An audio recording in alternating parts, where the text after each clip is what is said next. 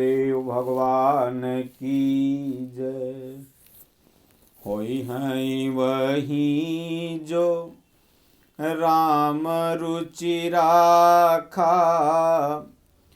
को करि तरक बढ़ावहु साखा।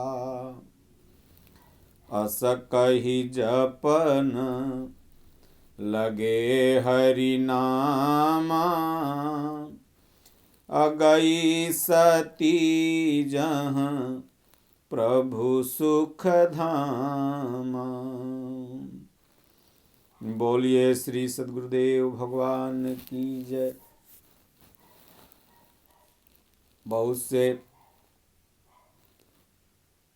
शंकराचार्य लोग हैं, चारों गद्दी के मालिक। तो बहुत से लोग करें हम भगवान के मंदिर के निमंत्रण प्राण प्रतिष्ठा में नहीं जाएंगे। सनातनियों में, हिंदुओं में यही अनेकता है। कुछ लोग कहते हैं नियम पूर्वक प्राण प्रतिष्ठा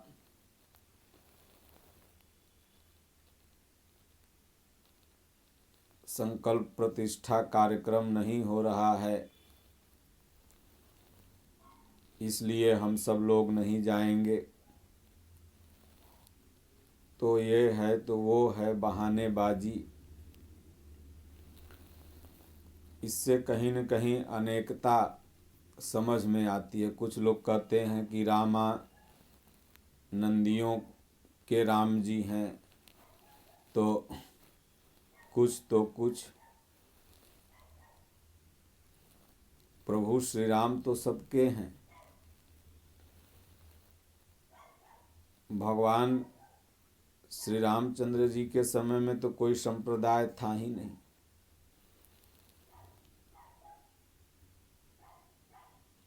मानवता की बात थी। भगवान ने सभी मानवों का हित किया, कल्याण किया। मानस में बाबा ने लिखा है, स्वयं प्रभु श्री रामचंद्र जी कहते हैं कि सब मम प्रिय सब मम उपजाए, असब ते अधिक मनुज मोहि भाए। सब मेरे हैं, सब मेरे उपजाए हुए हैं, और सबसे अधिक मनुज मोहि भाए हैं। संप्रदाय था कहाँ? तो भारत में बड़ी विडंबना है। भगवान को भी लोग बांट दिए। शंकराचार्य लोग भी कह रहे हैं आदरणीय हैं, लेकिन उनकी बुद्धि यहीं पर थोड़ी सी समझ में नहीं आती है कि इतने व्यापक गद्दियों पर बैठ करके और इतनी छोटी सी बात के लिए कि भगवान का प्राण प्रतिष्ठा कब हो, संकल्प प्रतिष्ठा कब हो, नियम पूर्वक नहीं हो रहा है, तो ये है तो वो है। बड़ी विद्वता है आप लोगों के पास, लेकिन यहाँ पर हम सबको एक होना चाहिए। नहीं तो यहाँ से लगता है कि सनातनियों में बिखराव है। स्वयं भगवान शिव भी राम की आराधना करते थे, और जो ये हो रहा है सब, ये परमात्मा की इच्छा से हो रहा है, राम जी की इच्छा से हो रहा।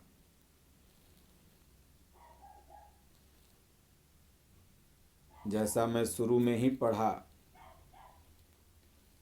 कि भगवान की जो इच्छा होती है, अस कहि जपन लगे हरि नामा, गई सती जहाँ प्रभु सुख धामा। भोलेनाथ राम राम जपने लगे, यह समझ करके कि ये जो कुछ हो रहा है ये राम जी की इच्छा से हो रहा है। तो जो भी विद्वत जन हैं, विद्वान जन हैं, उन्हें यह समझना चाहिए जो कुछ भी हो रहा है ये प्रभु श्री राम जी की इच्छा से हो रहा है। इसलिए निर्विवाद ढंग से अपने आराध्य मानवता के सबसे बड़े उदाहरण परमात्म स्वरूप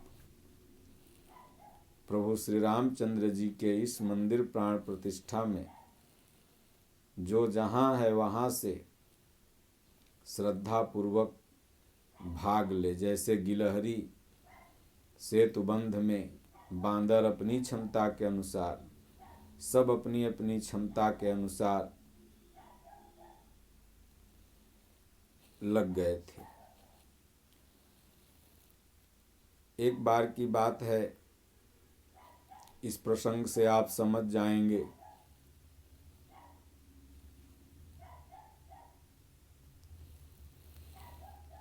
दशरथ जी जब भगवान का विवाह वगैरह सब कुछ हो गया, वहाँ से जनकपुर से दूत आ गए, बोले अब बारात लेके आइए।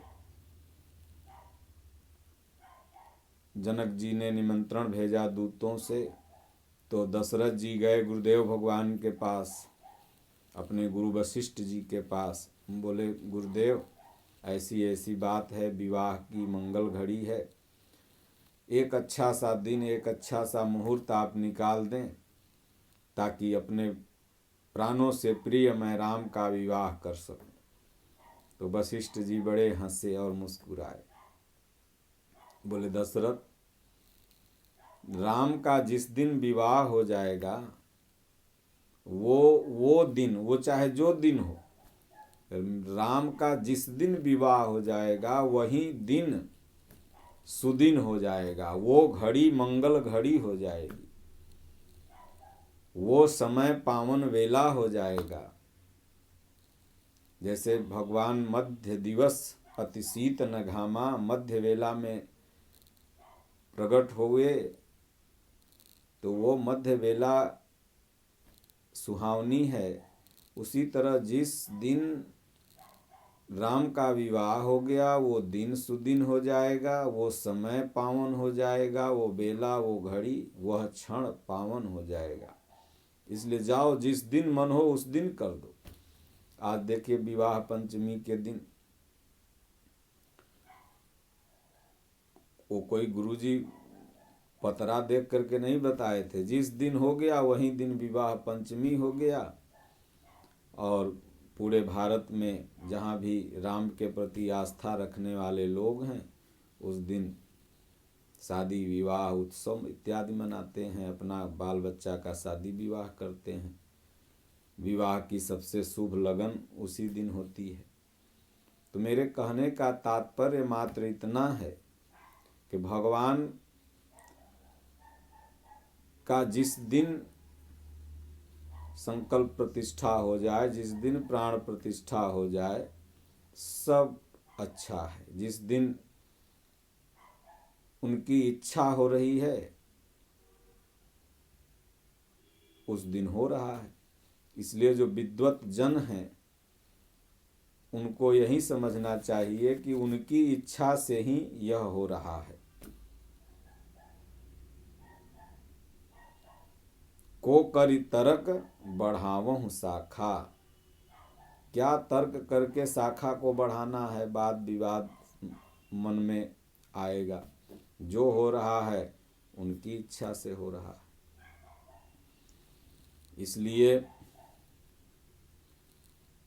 राम सबके हैं, सिर्फ रामानंदी संप्रदाय के ही हमारे राम नहीं हैं, रामानुजाचार्य संप्रदाय के ही हमारे राम नहीं हैं।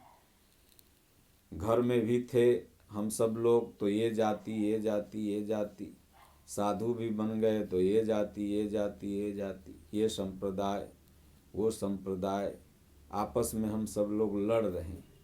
जिस देश में अनंत जाति अनंत संप्रदाय अनंत धर्म रहेगा वह देश आपसी एकता की समस्या में सदैव जूझता रहेगा। मानवता की एक जाति हो, जो भगवान श्री रामचंद्र जी ने, जो गोस्वामी तुलसीदास जी ने मानस को पूरा मानव ग्रंथ बताया। गीता पूरा मानव ग्रंथ है। गोस्वामी तुलसीदास जी ने यहाँ तक लिख दिया मानस में, जिनकी मानस घर घर गाई जाती है, रामचरितमानस। गीता प्रेस के पास इतने ऑर्डर आ गए हैं, कम हो चुकी है, छप नहीं पा रही है। वो लिखते हैं कि जोग नक्षत्रवार गृह, जोग नक्षत्रवार ग्रह, तुलसी गण तन काहि, राम दाहिने जाहि के, सकल दाहिने ताहि। जोग क्या है, नक्षत्र क्या है, ग्रह क्या है, वार क्या है, तिथि क्या है, तुलसी कहते हैं मैं कुछ नहीं मानता। साधक की एक ऐसी अवस्था आती है, और इतने बड़े बड़े गद्दी पर बैठे हुए लोग, और सब विद्वत जन हैं। सब लोगों को मैं सुनता हूँ, जितने भी गद्दी पर शंकराचार्य के बैठे हुए हैं, चारों गद्दी पर सब विद्वत जन हैं। लेकिन थोड़ी सी विद्वता पर संदेह हो जाता है कि आ करके यही छोटी छोटी बातों में, ये शुभ घड़ी नहीं है तो ये अशुभ घड़ी है। विद्वान लोग तो अशुभ को भी शुभ बना देते हैं, अमंगल को भी मंगल बना देते हैं। ये ऐसे नहीं हो रहा है, ऐसे नहीं, प्राथमिक कक्षा की बातें हैं। जिनके साधना का स्तर ऊंचा हो गया, जो गोस्वामी तुलसीदास जी जैसी सोच रखने लगा, वही हमको लगता है कि शंकराचार्य है। जो जात में, पात में, धर्म में, संप्रदाय में बटा हुआ है, आज ये दिन है तो कल वो दिन है, तो परसों वह तिथि है, तो आज पवित्र है तो कल अपवित्र है, इन छोटी छोटी क ख ग वाली पढ़ाई में है, तो अभी तो वो नहीं है। क्योंकि भगवान शिव, देवादिदेव महादेव भी स्वयं कहते हैं कि उमा कहूँ मैं अनुभव अपना, सत हरि भजन जगत सब सपना। ये पोंगा पंथी कर्म कांड दुनिया जहान, ये सत्य नहीं भगवान शिव ने बताया, जो आज ये लोग सत्य मान रहे हैं। सत्य का बताए तो कहें सत हरि भजन जगत सब सपना। कहीं ये जो भी कुछ है सपना है, बस सत है हरि का भजन। दादा गुरु महाराज को 12 मासी में आया कि सत्य वस्तु है आत्मा, मिथ्या जगत प्रसार, नित्यानित्य विवेक किया, लीजो बात विचार। आत्मा ही सत्य है। इसलिए विद्वान जनों को गोस्वामी तुलसीदास जी जैसी सोच रखना है। यो कहते हैं जोग नक्षत्र वार ग्रह, तुलसी गणत न काहि, राम दाहिने जाहि के। राम दाहिने हो गए, राम का मन है, हो रहा है। राम का मन नहीं था, नहीं हो रहा था। वो परमात्मा का मन हो रहा है, सब हो रहा है। उसका मन आज बंद हो जाए, नहीं होगा। इसलिए राम की मर्जी से जब हो रहा है, राम की इच्छा है, तो फिर हम लोग बीच में कौन होते हैं अड़ंगा डलाने वाले कि दिन आज नहीं है तो यह है तो वह है, तो वो कर सकते हैं तो वो नहीं कर सकते हैं। इससे अपनी एकता में कहीं न कहीं से कमी आती है। इसलिए राम सिर्फ किसी एक संप्रदाय के नहीं, कोई मठ, कोई गद्दी, कोई आश्रम, किसी एक गुरु परंपरा से हो सकता है। गद्दियाँ, पूज्य गुरुदेव भगवान कहते हैं कि गद्दियाँ महापुरुषों से बनती है, गद्दियों से कोई महापुरुष नहीं बनता। रामानंद स्वामी जी के कई शिष्य हुए, जिसमें कबीर साहब सर्वोपरि हुए। और कबीर साहब की विचारधारा क्या थी? मानवता की थी, पाखंडवाद से दूर की थी। राम न रमसित कवन दंड लागा, मरि जइबे का पैबे अभागा। इसलिए राम राम सबको कहे, दशरथ कहे न कोय, एक बार दशरथ कहे, कोटि यज्ञ फल होय। राम राम सब कोई कह रहा है, लेकिन दशरथ कहे न कोई। दशरथ का मतलब राम राम सिर्फ कहने से कुछ नहीं होगा। राम राम राम राम राम राम राम राम सबको कहे, ठग ठाकुर और चोर, प्रेम बिना रीझे नहीं तुलसी नंद किशोर।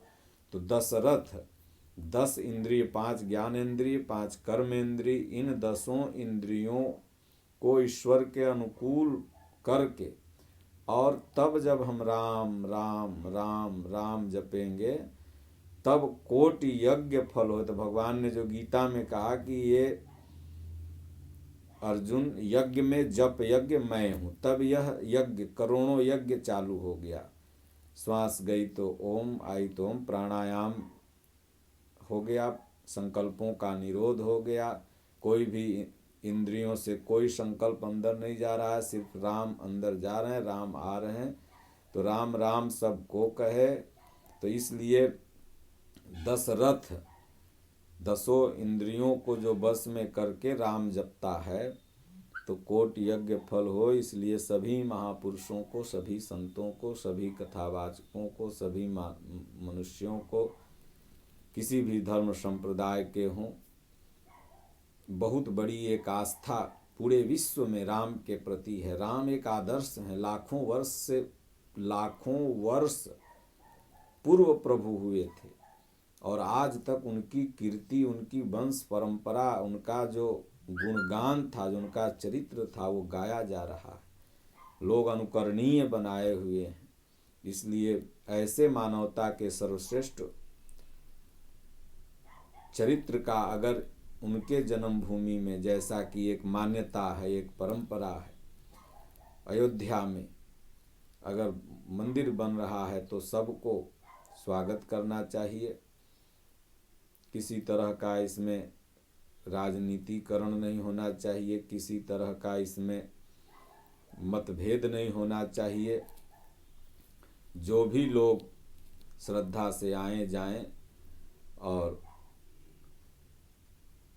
मोदी जी देश के प्रधानमंत्री हैं, अगर प्रधानमंत्री इस कार्य में रुचि ले रहा है तो यह सनातनियों के लिए बहुत खुशी की बात है, बहुत अच्छी बात है। इसलिए बहुत से लोग कहें कि रामानंदी समझें तो शंकराचार्य क्यों जाएं, हम लोग नहीं जाएंगे, तो ये ऐसे हो रहा है, तो नियम से नहीं हो रहा है। एक ऐसी अवस्था आती है कि सब नियम संयम ताक पर हो जाता है और राम की इच्छा जो होती है वही होता है। इसलिए जो इच्छा राखों मन माही, हरि प्रसाद कछ दुर्लभ नाही। ये भगवान की कृपा से, हरि के प्रसाद से, नारायण के प्रसाद से ये सब कुछ हो रहा है। इसलिए हम लोग को तर्क वितर्क से दूर रह करके कौ करि तर्क बढ़ावहु शाखा, हुई हैं वहीं जो राम रुचि राखा। ये राम की उसमें रुचि है। इसलिए भगवान शिव इष्ट हैं शंकराचार्य के। प्रभु शंकराचार्य भी मानवता में ही सबसे बड़ा विश्वास रखते थे। आगे आगे पूरी उनकी टीम जा रही थी शंकराचार्य जी की,